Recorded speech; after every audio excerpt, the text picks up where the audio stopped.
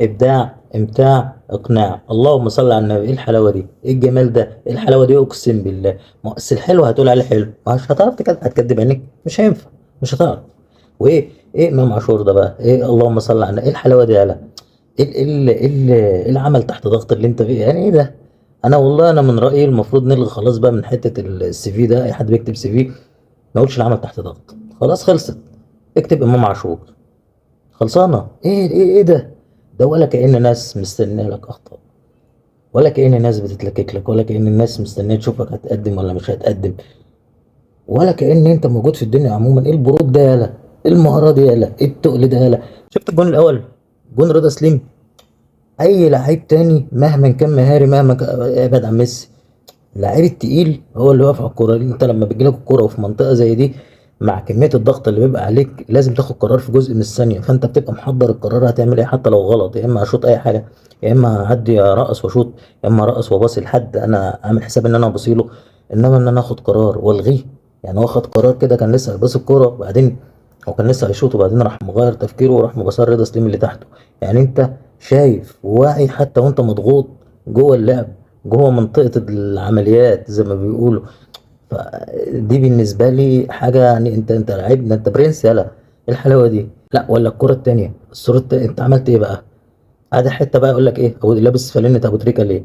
لو هتلبس فانلة ابو تريكة وتعمل ده، انا موافق، والله موافق جدا. انا موافق. هو عارف؟ ولا بيرستاو، يعني بيرستاو الجونين اللي جايبهم، انا بيتهيألي، يعني انا بيتهيألي انا كنت فاكرهم هم جون واحد وبيعيدوه، يعني تعاد مرة تانية، نفس الشوط، نفس اللفة، نفس لفة الجسم، نفس الركنة في الباقية. بس ايه الحلاوة دي؟ للأمانة مباراة شوط تاني غير شوط أولاني. الشوط الأولاني احنا كنا جايين من اتحاد العاصمة، ماتش اتحاد العاصمة تقريبا هو نفس الأسلوب بنفس كل حاجة، ما كانش في حاجة اتغيرت. بس الشوط التاني للأمانة كان مختلف تماما. التركيز ابتدى يزيد، اللعيبة دخلت في جو المباراة. ما كانش ينفع ان احنا نطلع من المباراة دي بأي نتيجة تانية. الفرق عدد الأهداف ده فرق معانا. كولر أثبت ان هو بيتعلم من أخطائه وبيتعلم من الدروس. درس زي بتاع سان داونز اتعلمنا منه وخدنا بطولة أفريقيا. درس زي بطولة السوبر زي ما أنا قلت قبل كده، لازم كان كولر يتعلم من ده، وبالفعل فعلا شكله اتعلم منه. لأن النتيجة زي دي في وقت زي ده مهم.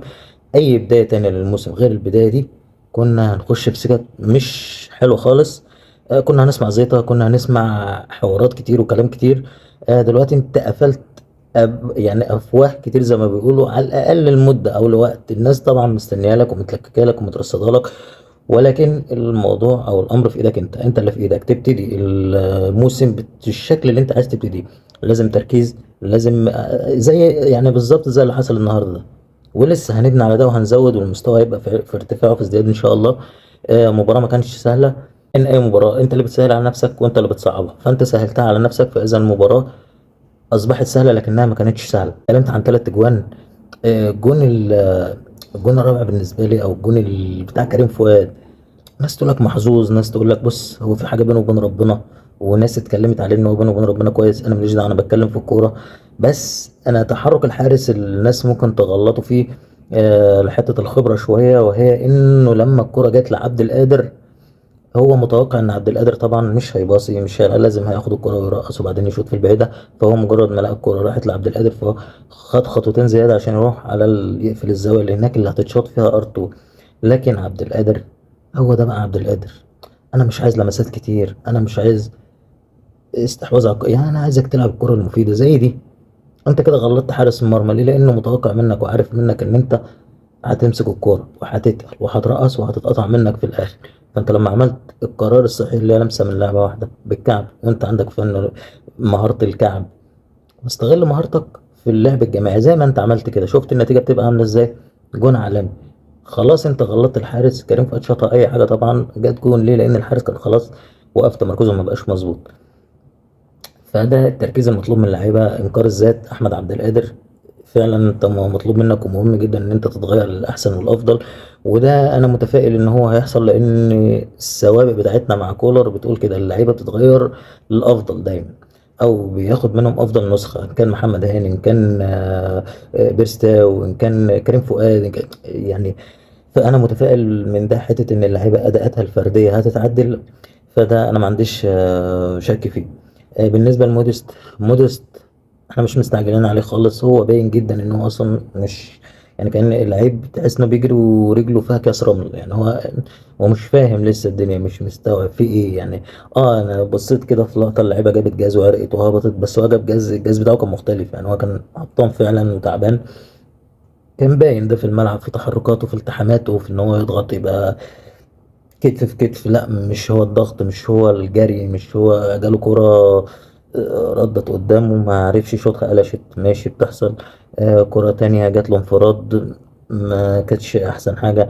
فلسه هو مش في التركيز، لسه ما دخلش. فممكن نقول ماتش التاني التالت حتى يبتدي يجمع مستواه، يجمع لياقته حتى. نبتدي نشوف جري حتى، يعني اي حاجة. فلسه انا برضو متفائل بيه. لسه صعب اننا نحكم عليه دلوقتي، بس احنا منتظرين الافضل من الكل. افتتاحية موسم، حفلة ولا أروع. بالنسبة لي برضو هي مش مقياس. هي الإيجابية منها هي إن أنا شفنا اطمنا على اللعيبة. اللعيبة اجتازت خلاص موضوع اتحاد العاصمة ده، وعدينا الماتش ده ومباراة السوبر دي. الثقة رجعت للعيبة. بداية الموسم نفسها تفرق. فرق الاجوان ده والسكور والحفلة اللي انت عملتها برضو بتفرق. ابني على ده وركز وكمل تركيز. وإن شاء الله الأهلي في الأفضل دايما، وبداية جديدة لموسم جديد بدوري جديد.